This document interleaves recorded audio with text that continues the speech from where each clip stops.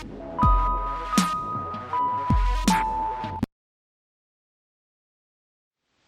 everybody, was just thinking to myself that I didn't show you my apartments yet here in Korea.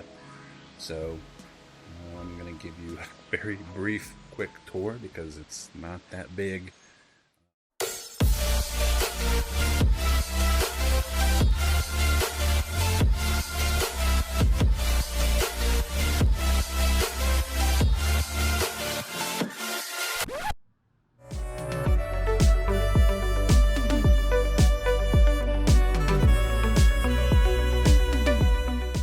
Mabuhay, welcome to Philippintastic. I'm just taking a walk tonight around the area of Gangnam. This is my local neighborhood, and this is what a smoker's area looks like. It actually sprays down a mist of water that helps prevent the smoker's smoke going into the faces of people passing by, and usually you'll find these out in front of the big corporations and businesses buildings.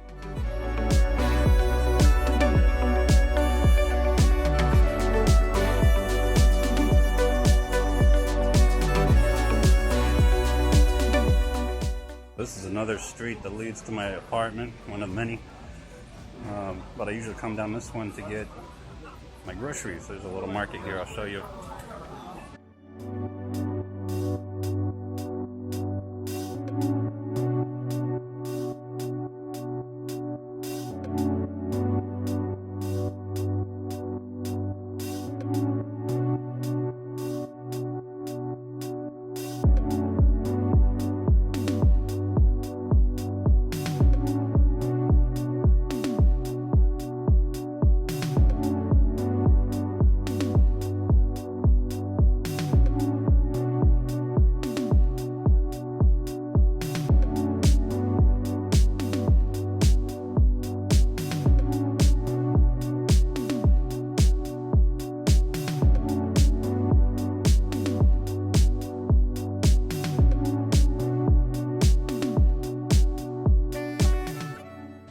Secrets is if you look at the UPC, the last three numbers, if they match the label 018. 018, so this is more likely the price of that product. From my days at Kroger.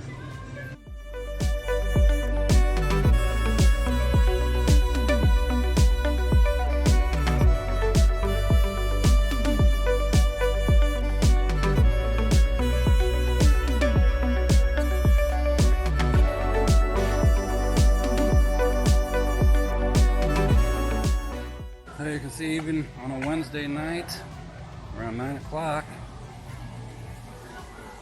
still stays fairly active around here.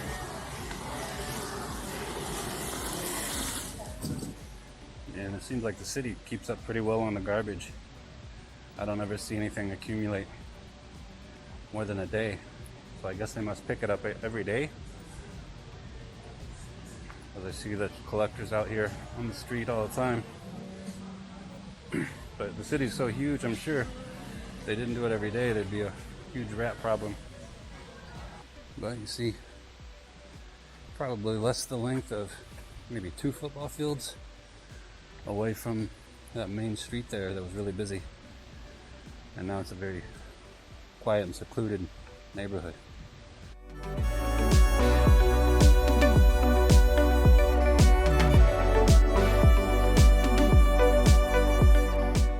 I think I'm going the right way back to my apartment.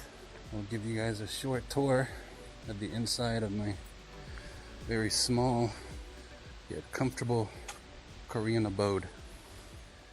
But this apartment was actually provided by my employer. Although, since it was such short notice, I believe I pay half of the rent here, which relatively isn't that much. Let me look on my handy dandy Forex chart. So roughly the apartment runs about 600 US a month, and I'm paying half of that, which isn't bad considering that I'm in Gangnam area, like right in the middle, which is very close to everything. I don't need to own a car or a bike or anything. I can just take the subway, the bus, so it's very easily accessible for walking and stuff. If I was planning on staying in Korea longer, I would definitely look for something a little bit bigger. Since I'm only here for 3 months, it's not a big deal. So let me go ahead and show you around. So this is the entryway, and I'm actually on the very first floor as you come in. This is their idea of a deadbolt lock. A little bit different, or a bar lock. It slides in here, and then if somebody tries to open it, it will only go, the door will only pop out this far until it gets stopped by the end piece here. And then the deadbolt itself is actually electronic. So we just push a button for it to unlock.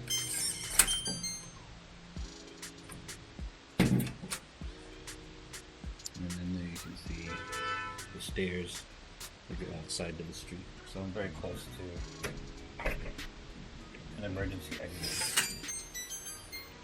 Yeah, and then every time you close the door, the lock itself can play this cheering music for you, because once again you've excelled at life by not knowing how to use a key.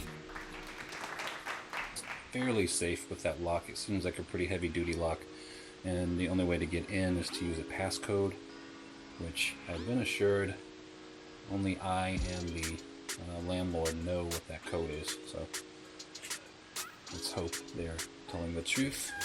And this is the bathroom. Fairly big room, very common for an Asian bathroom.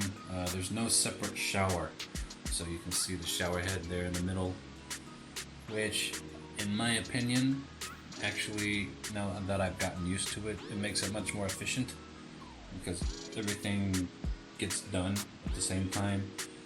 And also, I feel it makes things a little bit cleaner, because I can rinse off the sink, I can rinse off the toilet, I can rinse off the mirrors and everything if I need to when I'm done. And so it's like cleaning myself and cleaning the bathroom at the same time. It saves me trouble. And in this room, I'm not entirely sure. This is a little cubby area where the water heater is, and then the washer is down here. Of course, everything is in Korean. So if you ever find yourself in this situation, I would recommend an app to you. It served me very well when I was in China.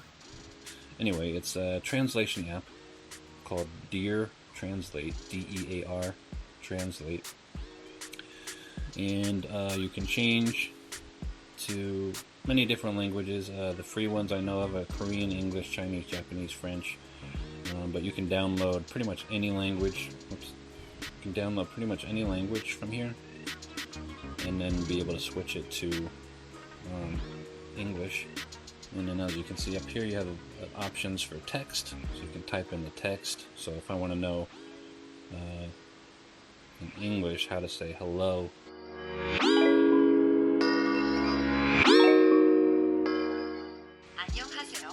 yeah, so like I said, it has many different languages on here, and if I'm talking to somebody, I can hit voice, hello. So it'll record what I say and then translate it for me. So that kind of acts as the middleman if I'm talking to somebody that doesn't understand me. And you can do vice versa with the person in Korean. If you hold this button, it'll record what they say and then translate it. And another cool feature is the camera function. Okay, so if I'm using the camera, just take a picture of the label back here to translate from Korean. And there you go. It says cleaning carrots, but that probably means clean carrots because they look like they've been washed. This function is really helpful whenever you're first time you're in another country and you're shopping for yourself and you don't know like what's inside the package. This is my little desk area. Basically, it's where I throw all the crap that's in my pockets from day to day. And then I have a window here that nobody can see in or out because it's frosted, so that's nice. The bed's fairly comfortable. My company bought me sheets and pillows for when I arrived here, so I didn't have to spend any money on that. The AC unit is actually pretty comfortable, but I haven't really needed it. Like I said, the weather here is quite cool, usually in the 80s during the daytime, 70s in the morning. I might turn it on at nighttime just because I like to have that kind of white noise sound when I go to sleep, but I haven't really needed it at all. And then here's another window with frosted glass in the alleyway that goes by my apartment. So if I go down that street over there towards the left, that will take me all the way down to the main road. And then finally a television, traditional drying rack that you'll find throughout Asia. You can hang your freshly clean laundry on. But that's pretty much it. Just want to thank you guys for watching. Do me a favor and hit that like button, subscribe, and the bell so you won't miss out on any more mediocre entertainment. Salamat.